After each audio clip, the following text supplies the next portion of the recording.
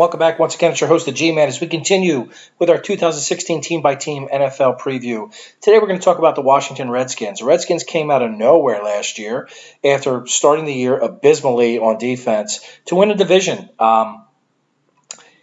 They have key pieces in place. They actually made improvements where they needed it. A lot of times they just throw money at a problem, and they did a little bit of that this offseason, but they've gotten much smarter. I like their coach. I like Jay Gruden. I think they have the right infrastructure in place now. They've kind of let Daniel Snyder be off to the side a little bit, and I think the Redskins have a future. Let's start with Kirk Cousins. People think that they should have given him the money or shouldn't give him the money.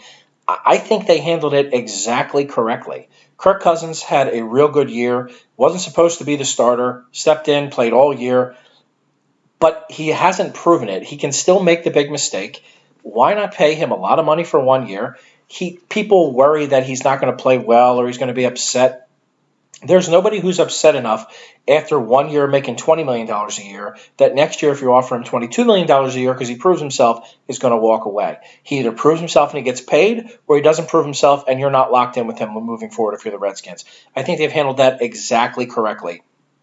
I think their offensive line makes them much better. They're a very good run-blocking team. They actually gave Cousins plenty of time for the diverse system that Gruden likes to run. They do have guys who run deep. They have guys who cut across the middle. They have a very diverse, no one super talented player, but a lot of guys who do their job, and that offensive line allows them to do that. So their offense, I think, is going to be just fine. Biggest question would probably be Matt Jones in the backfield.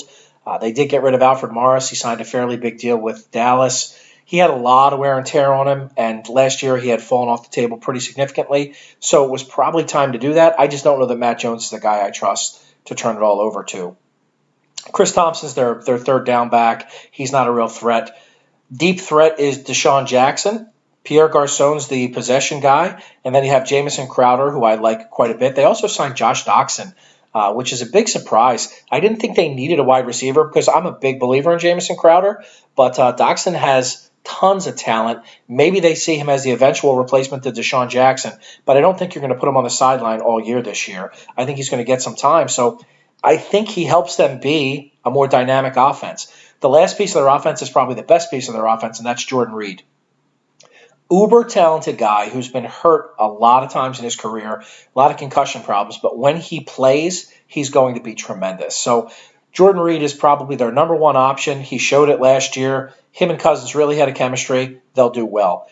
Defensively, the big addition is Josh Norman. They desperately needed a defensive back.